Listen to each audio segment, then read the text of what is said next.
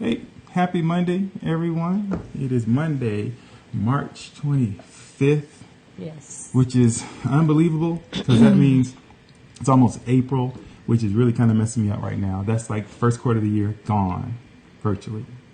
I mean, not yet, but it's coming, right? Right. And so time is just flying by. And so we appreciate you all joining us at this point in the year. Spring is sprung, pollen is everywhere. It's raining right now. Yeah, so I'm ready for spring. I need some warm weather. This cold in Georgia do not mix. You know what I'm saying? So, yeah, or as I described it, I mean, you kind of have all three seasons, right? So you have winter overnight into the early morning, and then it's kind of spring or fall, depending on who you are, in the early hours of the morning, and then you have a couple hours of summer. Yep. And then right now we have thunderstorms, so it's kind of a combination of spring and summer. So anyway, all in one day. Hey, it's awesome. But we're inside marriage. We are inside marriage again. So thank you again for joining us. Hope you had a great week between last week and this week. And we just always appreciate you guys tuning in and joining us once again. Look forward to your comments and look forward to connecting with you. So Monica Ward Jernigan and Kim Aiken, thanks for joining us. Always glad to share with you guys, and thank you for always encouraging us. So tonight we kind of went back and forth as we do for the days and hours up until we actually go live, trying to decide what it is that we're going to talk about. And so, as always, we like to encourage you to like us, comment, follow us. Thanks, Michelle Moore Wilson, for tuning in. And I really do want you to actually put in your comments again what you had put in your comments when we did that video on Chosen. I was looking for it because I said we would try to fit it in and speak to it live when we go live. So if you recall what that was, I want you to share it. And then Dexter Peggins, thanks for joining us. Dex. Good to see you. And so I was saying we're inside marriage again. It's Monday night. It's a rainy night here in Evans, Georgia. Yeah. And we were going back and forth about what we're going to talk about. And so lots of discussions in the past several weeks, really ever since we kind of made an effort with our business to focus on unity in the greater Augusta area, or the, what do we call it? The Augusta River region? The Augusta River region. Yeah. That's in case you all didn't know, that's what we are right now. CSRA, that is so 2015, gone, right? Yes, yes. And perhaps, I mean, no offense, but perhaps it never should have been in the first place. Well, CSRA, I mean, we're transplants. We're not at liberty to say, but in the beautiful Augusta River region, and so unity, right? And so we focused on the unity effort, or kicked it off actually, speaking to unity among brothers, right? Unity among men, and Mike is going to talk a little bit more about that. Yeah. But in our conversations, we definitely feel a need, right, and recognize that there really needs to be a push toward unity among all of us. Yes. And so that really kind of, I think, informs what we're going to get to today to some extent. You think? Yeah, it does to some extent, because there are certain things that keep us from really joining together. I mean, the unity movement is about the community. And Dexter knows all about that movement, and some other folks who'll be here do. But what about unity at home? What about the things that keep us from really connecting at a deep level at home? Because in case you didn't know it, here's a news flash. Because folks are married, it doesn't mean that their connection is deep and meaningful at home. And so there are some reasons for that. And we can't get into all of them tonight, but a lot of times there are certain themes that will tend to pop up and return. And actually, I'm glad that Dexter is on for a bit tonight, because it kind of gets at what he and Dominique have been talking about on When Men Open Up. And if you all haven't connected to that, you need to Google or go to Facebook and search for When Men Open Up, and follow them, and you'll get an alert when they're on. But they are redefining manhood through transparency or something like that. So don't, if I got that wrong, Dex, correct me. But they are trying to help men to really kind of open up and to connect, because there's something in our culture and our upbringing that has caused us to create this wall around us, right? We don't want to let anybody in. And the thing about walls is that they keep people out, but they also keep you kind of pinned in as well. And so, the thing that's been coming up here lately is this idea of shame, like even at home.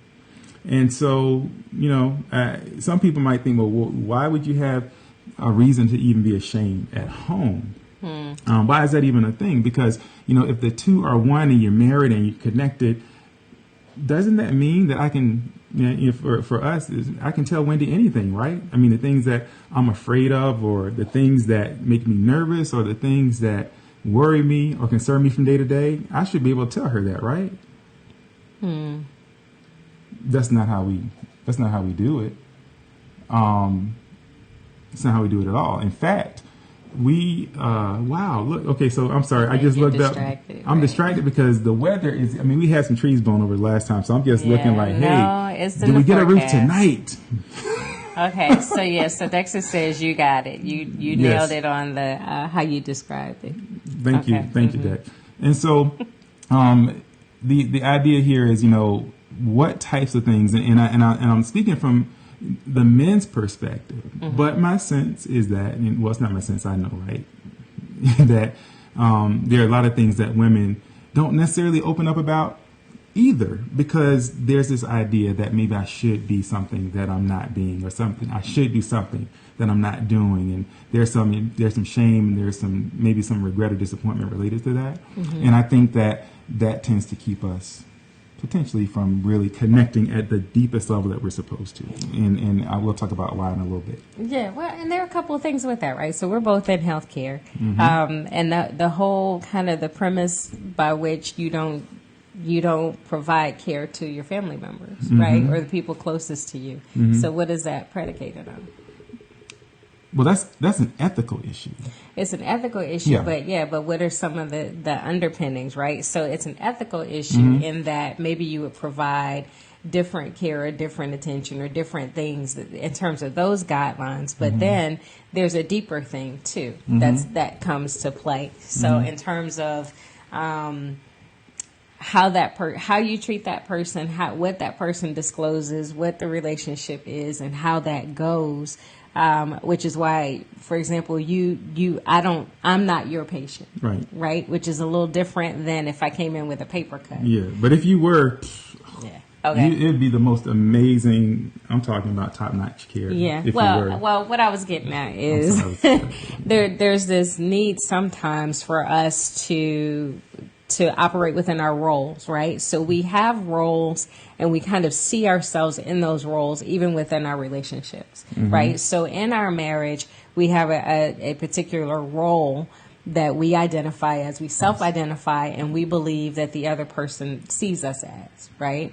And so with that, the way that we behave and the way that things occur is always informing how that person sees us. That's the belief. That's the belief, exactly. Right. So the belief is that whatever I do, if I have a bad day or I do whatever, right? Let's say I have a bad day or I have a meltdown, will that in some way impact or influence how you see me in terms of my ability to handle things, right? For example. So yes, yeah. So I just wanted to introduce that because to me, it seems like that's kind of in the same space, right? And so when we get to the whole idea that we have a responsibility or we have to put in this effort to appear to be or to be what we believe the other person believes we are. Well, maybe. Maybe sometimes. Well, I think it begins with who we believe we're supposed to be. Okay. Right. A seed that's planted early. Right. And that seed for most people, that seed is planted, in childhood. It's when people begin to, bring you up and along and to, tell you what it is you're supposed to be and how you're supposed to behave. And, for little boys, it's very often about, hey, men don't cry. Suck it up, and just, basically take that pain here, rub it here, rub that. All right, you're good. Get on out of here. Right. And it's your job to take on this mantle of responsibility and make sure you don't demonstrate or display any kind of weakness. And so, fine. But what is weakness? Right? We call all kind of things weakness. Tears equal weakness. And I'm like, man, do you realize the energy that people, the energy, I was going to say that men, but wow, a lot of women, and we'll talk about why that is, but a lot of men from the time you grow up, it's, hey, don't cry, because that looks weak, that is weak or whatever.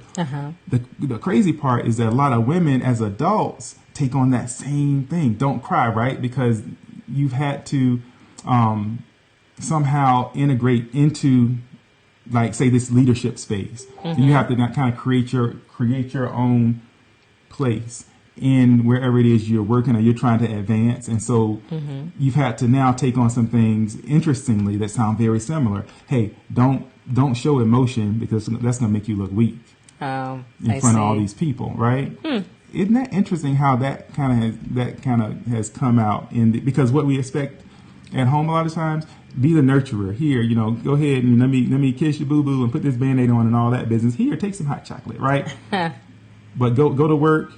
Don't show any signs of weakness. Which really, you know what that when we say signs of weakness. Don't show any signs of weakness. What we're telling people is don't show any signs of humanity. So now you may argue with that, you may not, but I'm convinced of that. And so if we're saying don't show humanity, all right, because somehow these elements of vulnerability equal weakness, and therefore we can't show that. So therefore we can't show our humanity. Wow, what does that then look like at home? It sounds like it probably looks like it's a pretty cold place, right? I don't know. What does that look like at home? And if we put so much time and effort into not showing weakness, are we as good as we think we are at fooling people? Well, I think some people do fool people for a while, but no matter what, there's always somebody you're not fooling, right? Okay. Typically, that somebody might be at home, but it could be somebody in your family. But there's typically someone who you can't fool, who kind of knows when you're struggling, and knows when to call your bluff, maybe. But some of this stuff is so ingrained. How is it that I hide things from my wife, right? If I'm struggling with something, how is it I hide things from her because I have to keep up an image? Think about that. That's problematic. Well, it's problematic, but it's problematic because we're dissecting it, right? In real life, from day to day, there's some spoken things that you're kind of keeping up appearances about, and then there are some unspoken things, right? So you could go from the most benign to something deep. And so I think what we're getting at is, even if it's something that scratches the surface, barely scratches the surface, then if that's in place, then there probably is something also that is very deep. Well, I think that the small things, they inform, right? They tell us about maybe the deeper things, right? And so if there's something small I can't share with you because I'm ashamed, then certainly anything deeper I'm not going to do. I'm not going to share that. And so you said in real life, right? Okay, yeah. So, so what are you saying? What do you mean? Well, I'm saying, we sometimes get a little cerebral, right? In our approach, we get a little all cerebral. Yeah, we get a little what's the word? Not didactic, but we're teachers, I think, and so we kind of sometimes go to, okay, well, let's define it, and then let's characterize it, and then let's explain it. Whoa. So what? And I'm saying is, hey, so here's an example, right? If I can't fart in front of you, right, without you having like a major response or reaction, then I'm not gonna feel comfortable like pooping with the door open. Well, first of all, is that just for example? Because yeah, well, I have a major response reaction we are not most of the about time, us. and that door is wide open too. Well, that's because I'm secure in my. It always comes to poop. What's up with nurses? Why does it always come to the poop? Because with nurses, that's what it is. Okay. There is life, there is vomit, poop, and then death. Oh my goodness. It's so sad. So look, we are, hey, Gloria, where you been? We've been here. Yes. Right, women do fart. Well, at least one woman does. Yes, boy. Victoria Wilson. Oh, it's so good to see you again. Wilson, long time no see.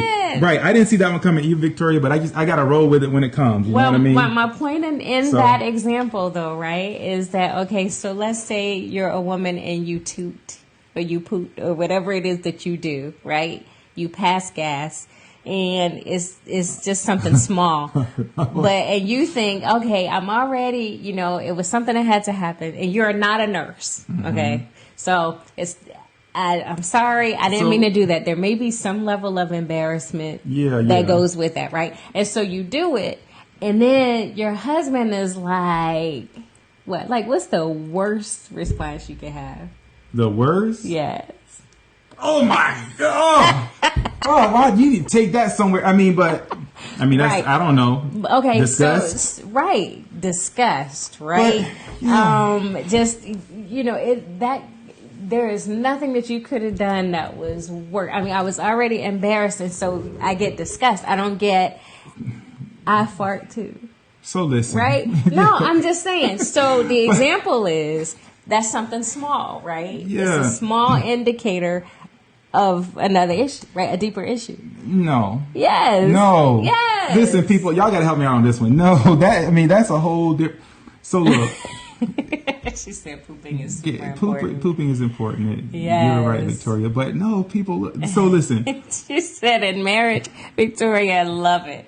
In marriage, you better accept every part of me, toots, poops, and all. Toots, poops, and all. That's a quote. That's going in somewhere. I don't know where we. Tanya Michelle. Okay, so what? I love this. Exactly. That's exactly the example I'm talking about. She says, "What crawled up you and died?" Oh, you know what? Right. You know what?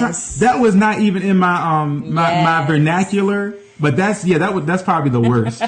Yes. That's some old middle school stuff right there. Yeah. And then Rella is joining us too. Hey, Rella, glad you could join us. And she says, I agree. I don't want to be put on anyone's pedestal, including my husband's. With him, I should be able to be vulnerable. Love the analogy, Wendy. Love the analogy. LOL. I'm just saying. Okay, fine. But hi, Anna Reeves. Thanks for joining us. Hello, Anna Reeves. So we're talking about. So I want to make sure because our time is. Yes. Our time is time is precious. I want to lose this, right? Yes. And I'll use a specific example of the types of things that perhaps are somewhat not quite related to what you're saying, right? But still, this idea of vulnerability or feeling like you're falling short, right? So years ago, I got a phone call from somebody. We'll call it a friend.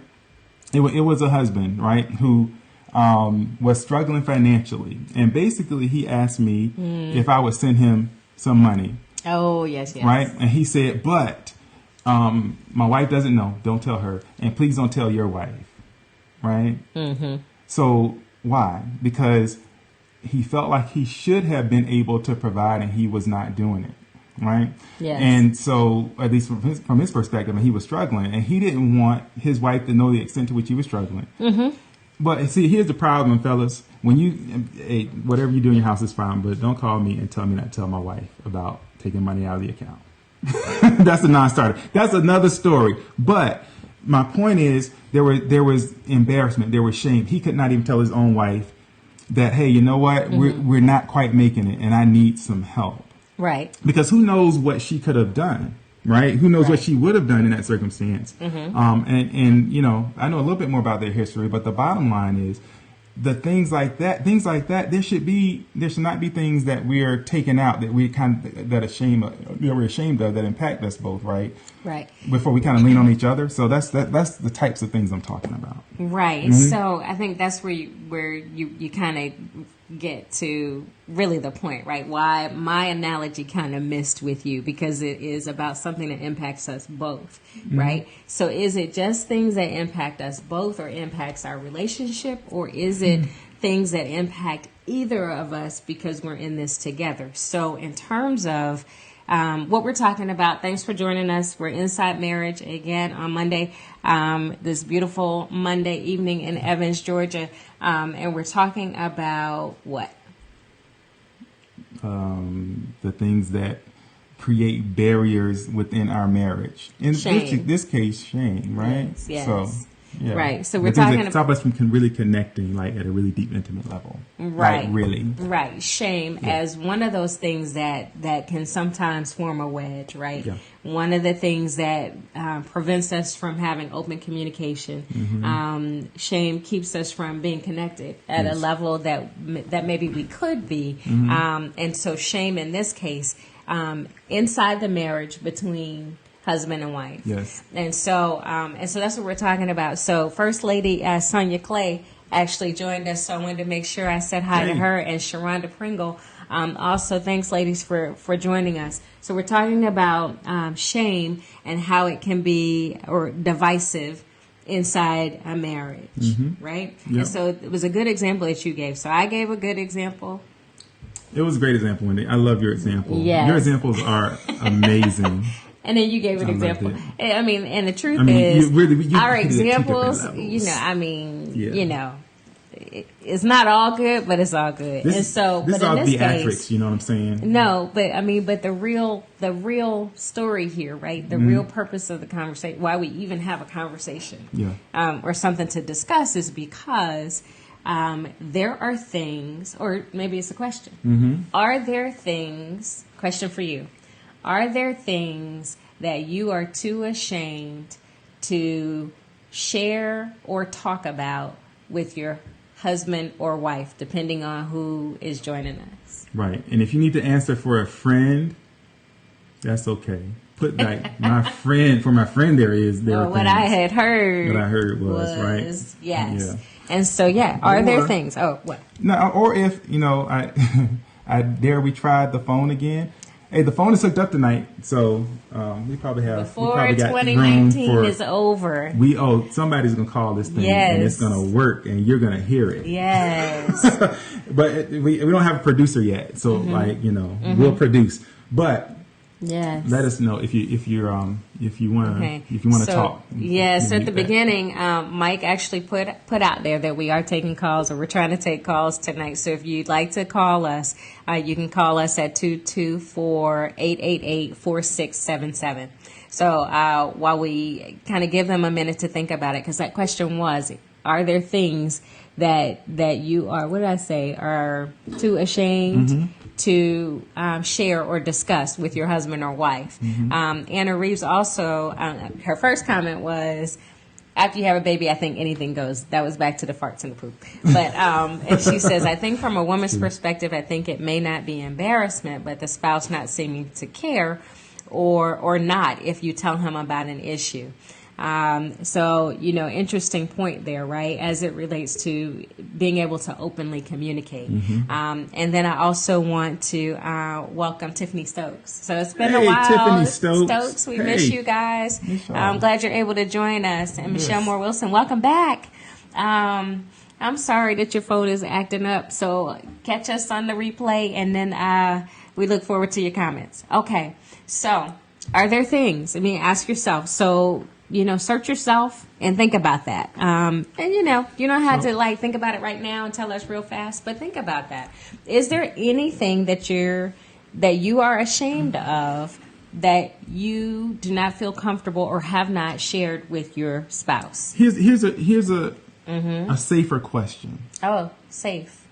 Yeah, safe for them, right? If somebody's feeling a little bit, and maybe it is, what types of things might those be? Oh, okay. Does that make sense? Sure. What types of things might people keep secret? Is that? Yes. So Dexter, I appreciate you. Dexter said initially in his marriage there were, but not anymore. Yes. All right, Dex. And I'm gonna need you to elaborate a little bit on what those things Maybe he wants Might to have been. keep it a secret. Well, if he wanted to keep it a secret, then he shouldn't have put that on you there. said, here, I'm going to give you an out. And Well, so but I gave you... Good job, Dexter. Thank you for sharing.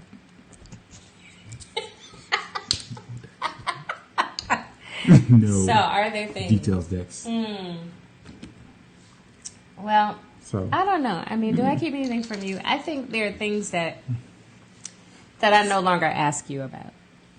So, and so that's a little different. So maybe I want to talk about that today. Yeah, I mean, we're talking about my shame, not what you want to ask about. Because typically, right? Talking about your shame? No, I'm saying in terms of if you ask me about. Oh, certain I'm not things, ashamed of. Yeah, I mean, there are certainly things that I actually would have kept from you, but they just kind of burst from the seams on their own. For example. Oh no! When you said that, I had a visual. For example, what? My mama. Oh, you're wrong. Listen, Mom, I invited her. You know I love you, Mom, but for real, you know, your temper was like, whoa. And so Wendy actually got a chance to see my mom in her glory, true form. In her glory. It was something. I would have kept that to myself for a long time. But well, I mean, some of us are ashamed of family members. That could be true. So you keep certain family members out of the conversation until the family reunion, or you keep certain elements of who they might be, right? Yeah. So, well, I appreciate this because Claudia Kramer kind of hit it on the head with this one, right? Yeah. So full on sexual history is one. So that one is one of those things, right? And so it is. It fits into quite a few categories, right? But shame could be one of those. I mean, I can see how shame would be one of those. And godly wisdom suggests that what does godly wisdom tell us about disclosing your sexual history? Your full sexual history. I don't know anything that I would love to throw that one in the category of all of sin to fall short. Let's just move on and start from today. Right? So exactly. Godly wisdom would suggest that this is our start point. Right? Yeah. Right. We are married today. It starts here and we go forward. Well, unfortunately, Wendy didn't get to that point until she asked that question. Typically, people ask those questions when they're dating. Yes. But that's why it says so. Because we're inside marriage and not inside dating. Oh, I got. Okay. Yes. All right, now you just. You did so that. on that one, take a break. So for those of you who, if that was an unanswered question or it comes up after you're married, godly wisdom would suggest that we don't need to go back to the past beyond us. Right? That's right. Because if you go back to the past and you're digging up those things, you're going to find something. Yeah. And it's generally not something that you would be happy about. Right. Yeah, ask yourself, why would you want to go back to the past, right? I mean, a lot of times curiosity will get the best of you and it begins to eat at you, right? And you begin to ruminate. And then, I just want to know. And you believe that you can handle what you'll hear. Yeah. Don't test that, right? Yeah. Because we're humans. Yeah, you think you can handle it. Yeah. No. But the unfortunate part about being a human is that we have the ability to create images and all kinds of things, right? And so it really, what you really need to focus on is what you're creating. Yeah, and with social media now, people go looking for folks. But the point being, some of us are kind of ashamed of, Yes. And I mean, certainly, I don't feel like talking about any of that stuff. Yeah. So great, Claudia. Thanks for putting that in there. So Kim Aiken says there isn't anything I haven't shared with Tony. I told him from the very beginning, what you see is what you get. And that's a great way to start. And in time, it gets better. Like it ages like wine, right? But we have no secrets and no embarrassments. I can't live like that. I have to be open. Great and well said. Yes. I think when you can be open about everything, it does kind of change the environment, right? Everything is open, right? Everything is open for discussion. Everything is open for sharing, and it can be a beautiful place. Yeah. And so some people have accomplished that, and then some are challenged. And so let's see. Dex talks about, he didn't want to talk about bad money habits. Yeah. We touched on money habits a little bit over the past, that was last week. We were talking about money in a different context, but sure. I mean, and a lot of times people, kind of talk about money in the beginning. It's embarrassing. We talked about, me and my credit in the beginning, but there are people who have bad money habits right now. Right. And so, and by the way, for the record, if y'all not reading the feed, Dex said this was like, back in the day. All right. But still, there are people who are very much in today who don't want to talk about their struggle with money, maybe their inability to budget, their inability to manage money effectively, because we put people in a box. You should know, right? And so it can be difficult to admit that you don't really know how. So there could be some shame in mismanagement of funds and not knowing what to do. And then there's also the shame of breaking a promise, right? So you say you're not going to spend money, but then you do. Or you say you're not going to spend money on certain things, but then you do. And then it's like, well, what do? Do I hide the purchase, the item, or the fact that I purchased it? I don't know any women like that. So let's see. Gloria says initially family and life history. Yeah, there could be some family, like I said, some family members and some family history. We all have had opportunities and certainly experiences with people who have some shame with where they came from, right, and who they came from. Mike said his mama, but not in that same way.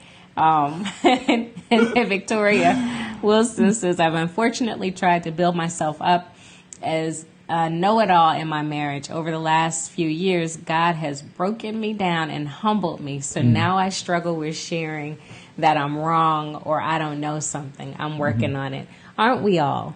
Right. And so we can get real comfortable and almost arrogant in our comfort. Right. I know everything. I know everything about everything. You can't tell me anything. And then you find out that you didn't know half of what you thought. Yeah. It's okay. And for some people, for some reason, not knowing, it's like a real thing, right? It's a problem to not know. For some reason, it says something about it. Yes. And by the way, on that note, I'm just, my wife will tend to, stand down our teenagers about teenage stuff. I'm like, man, I don't know. My money is on the kids on this one.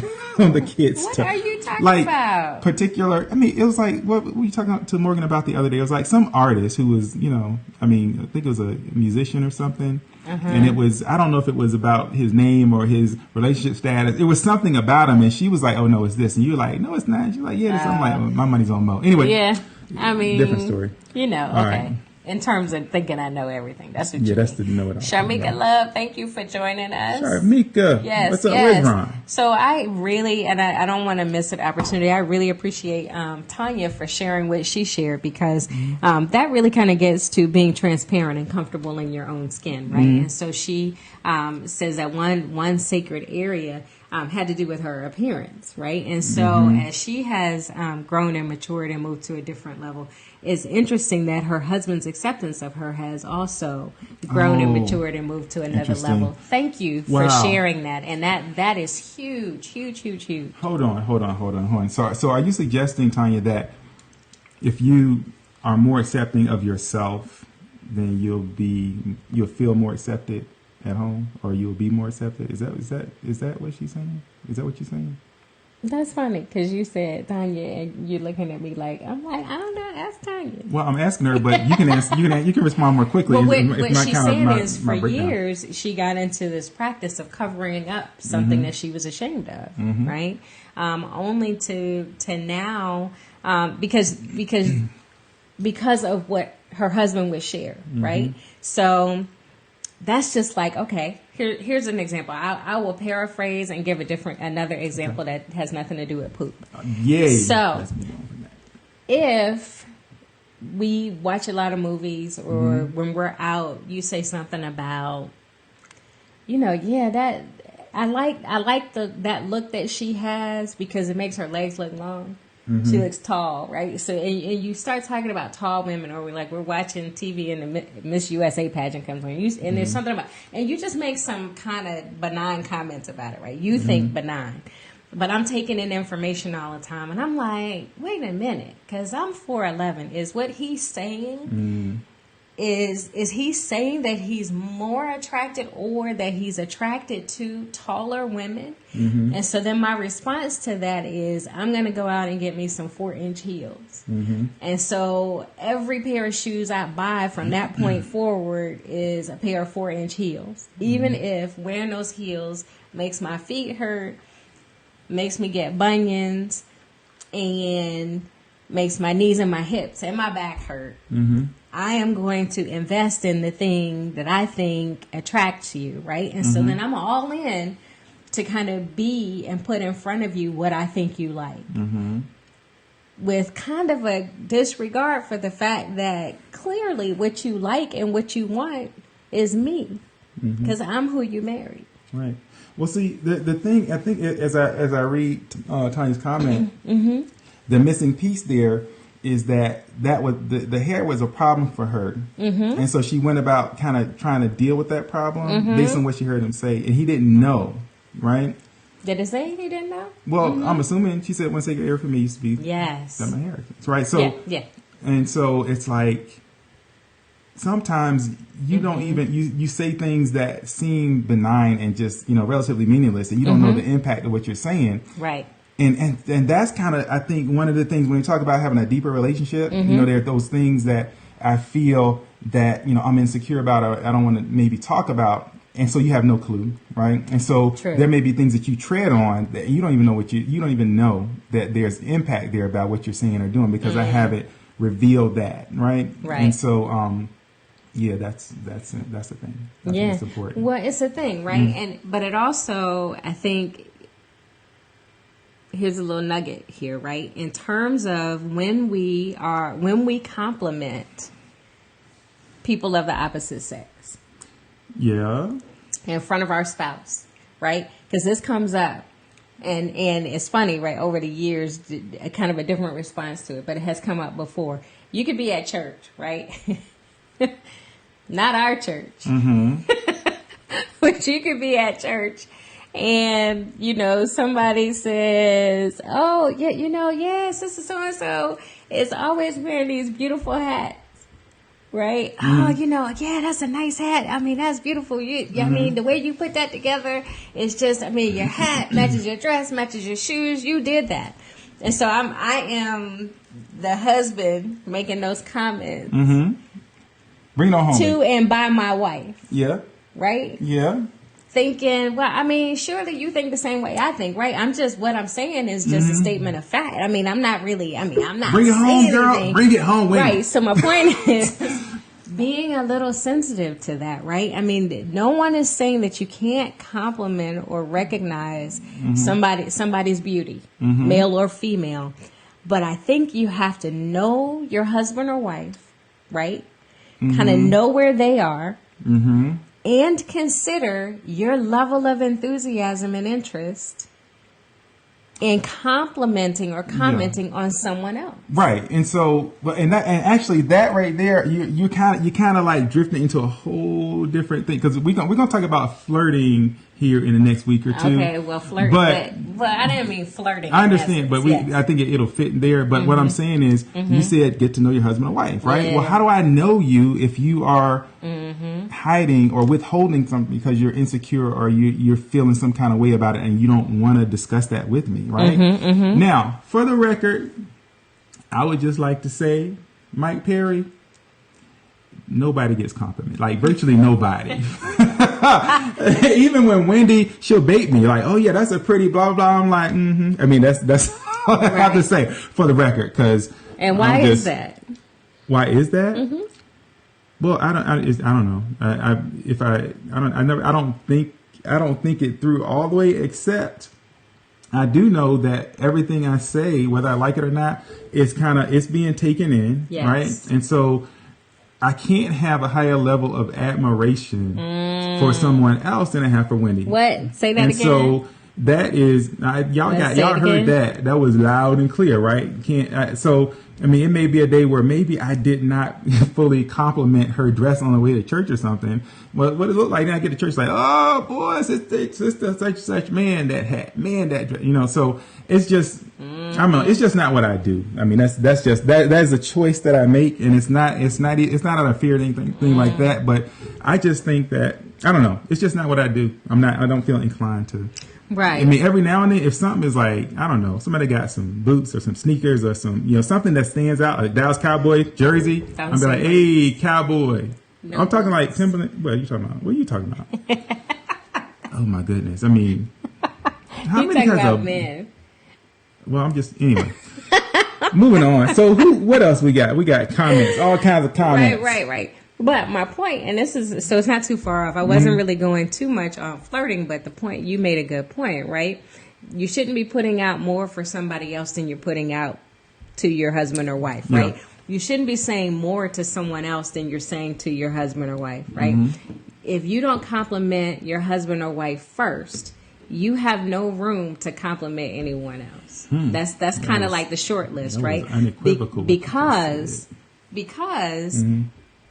information is constantly being taken in, whether you're aware of it or not, right? And so what we're saying is you have to be deliberate, you have to be intentional, and you have to be paying attention not only to what you're saying, but how it's being received, right? Because when we get into, I mean, and it happens all the time. I mean, and sisters, get bold. You are taking this thing. I know, this is right? Not because it is. That's what we're talking about.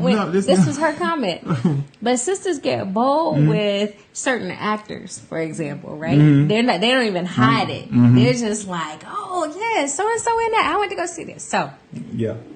Yes, I'm kind of drilling down on that point. But my point, back to Tanya's point, was because information is being taken in, there is a certain level of discomfort or something that, if you feel inadequate in any way, or that you don't measure up to what you believe that other person desires or wants, then you can then turn that to shame. You become ashamed of what and who you are because you start to believe that what and who you are is not who your husband wants.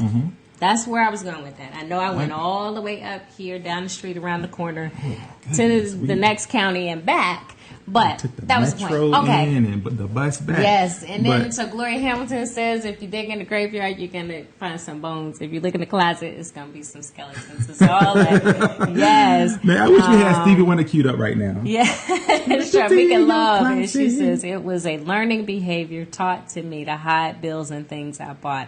Had to learn that it was damaging to my marriage and truly work on it. Messed with not only our finances, but also trust and communication. So believe it has a lot to do with how we see money handled as well. And you're right. We were talking about control through finances and that tendency, right? And so the hiding of things. And so hiding goes right along with shame. Right. Exactly. And so, yes. So thank you for sharing that. Because that is why people hide, right? It's in the Bible, right? God's like, hey, Adam, Eve, why are you hiding? Right. It's like they're hiding because they were ashamed of their nakedness. Right.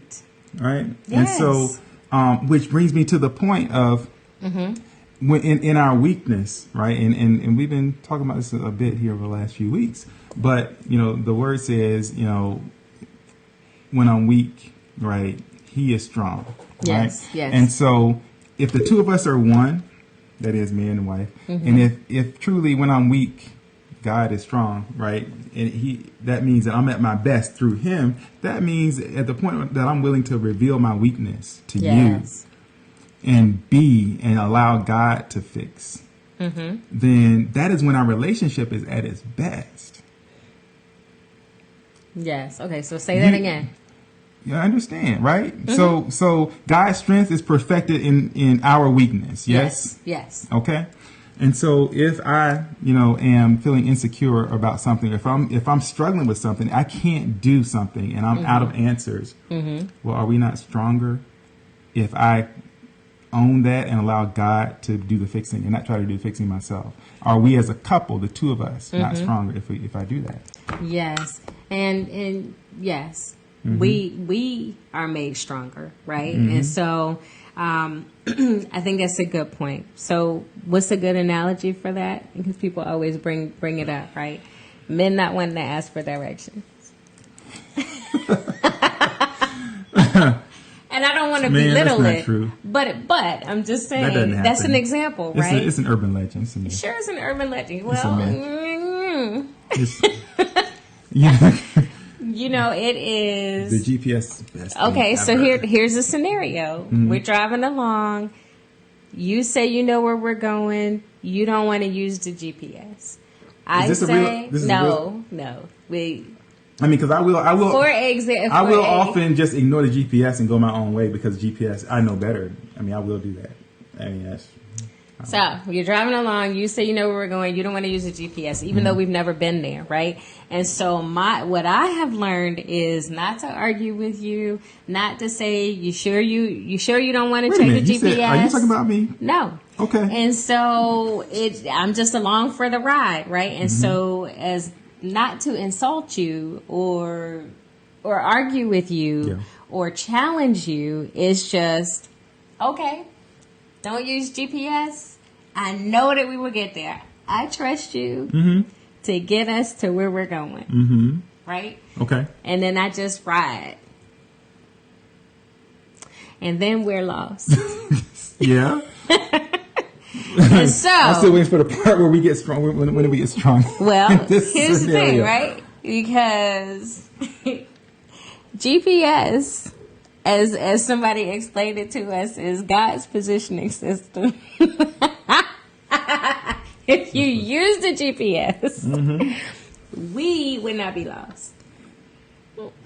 Oh, right. If we use God's position, yes, of course, right. Yes, Brandon Denise Mitchell, thanks for joining us. Nicole Russell, thanks for joining us. And Gerald Wilson, thanks for joining us. Glad you guys could get in on the call tonight. So you're Inside Marriage. It's Monday night. We're getting close to closing this thing out. But tonight we're talking about one of the things that can form division in a marriage, that can disrupt communication, that can disrupt and prevent us from being as close as we could be. And that's shame, right? The things that we tend to hide because we're ashamed. And so shame existing inside your household. Yeah. And you know, I'm glad you actually brought up the directions thing, right? Because I was playing around. That's a thing. And that's what is planted in us men early on, where it's like, you know what?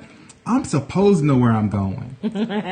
All right, I'm supposed to be able to, figure it out, and the sun, and all this stuff, and it's like Moana or whatever, and that was a movie, right? Yes. And so I'm supposed to be able to like hop on the front of my boat, sing a song, and get us from point A to point B.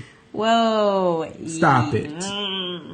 What? Is that not what they did in the movie? Yeah. And so it is what they did in the movie. But guess what, y'all? You were not trained where Moana was trained. Pull out your GPS. Ask somebody. When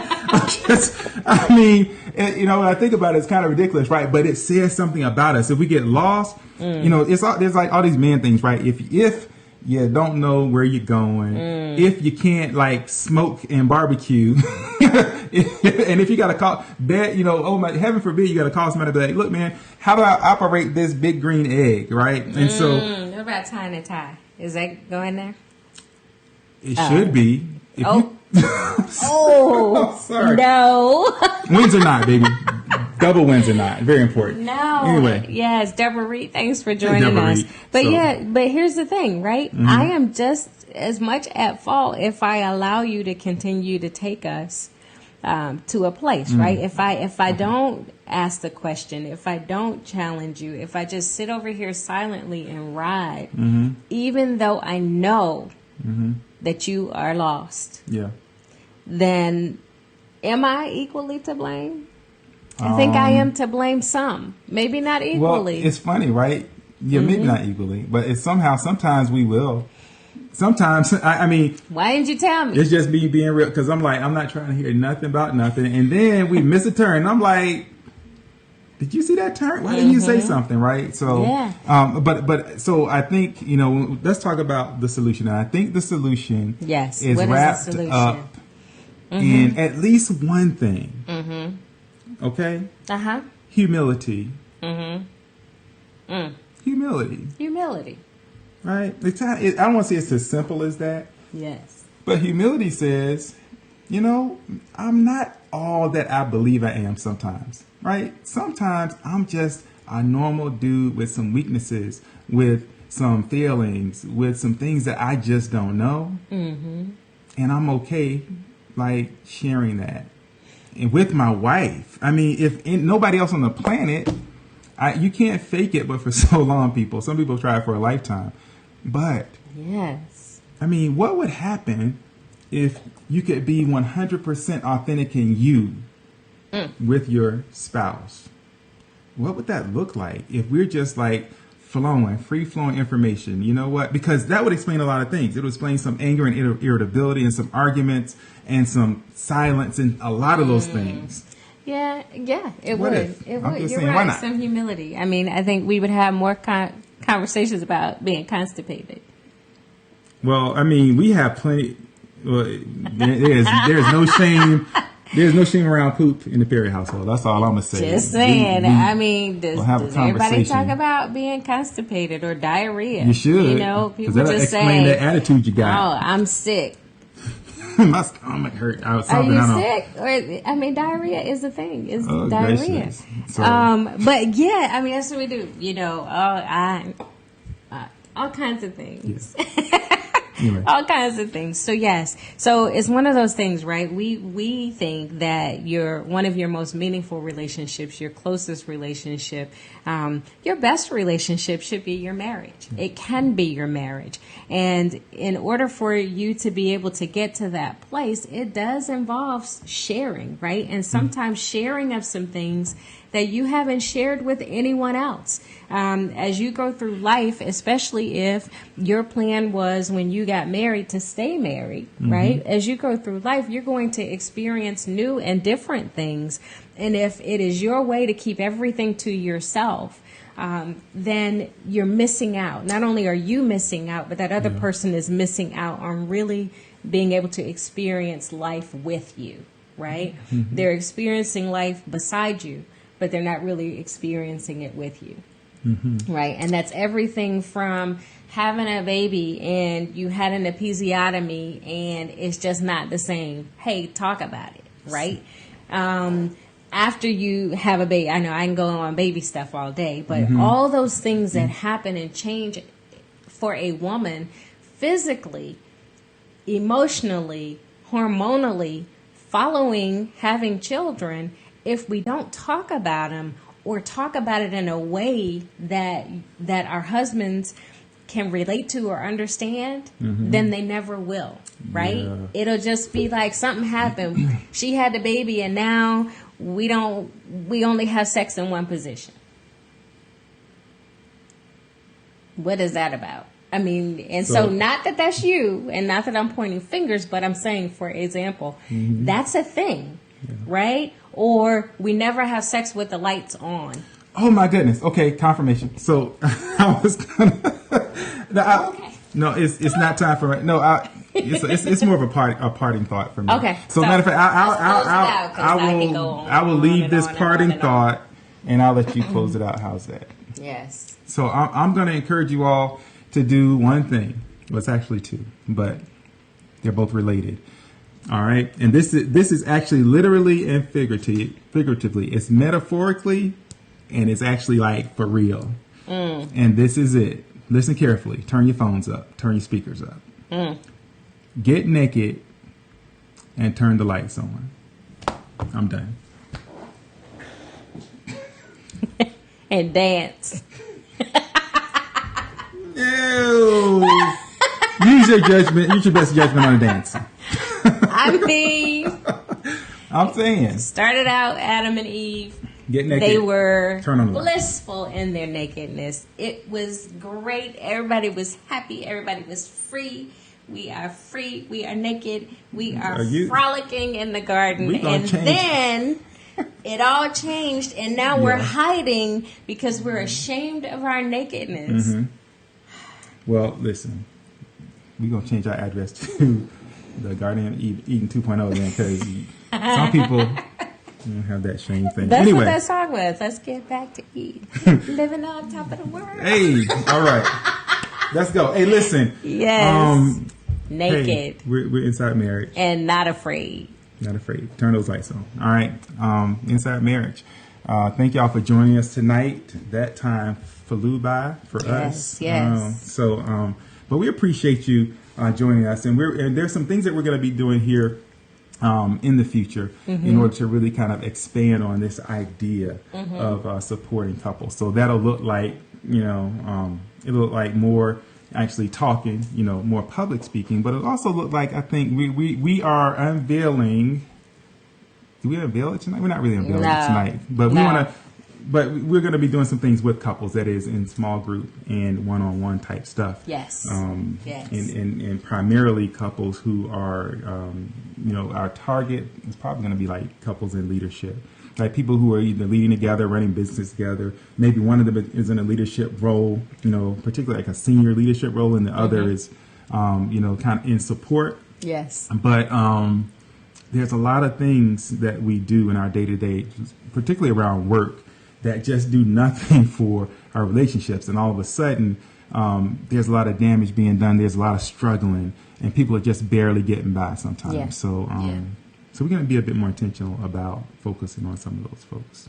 Yes, because what we're finding is that as much as we try to run from ministry, in terms of business, it just keeps snatching us back. And so there's really no separating our ministry from our business. And so we look forward to that. Glenn Brooks, thanks for joining us at McNeil. Yes, we'll have to try that. What was it? It's Couples Retreat. It's a movie, so we have to take a look at that. And we'll see you all on the replay. We'll see you next week, Monday at 7 for Inside Marriage. Have a great weekend. Great week. I said weekend. You said weekend. Oh, you said so.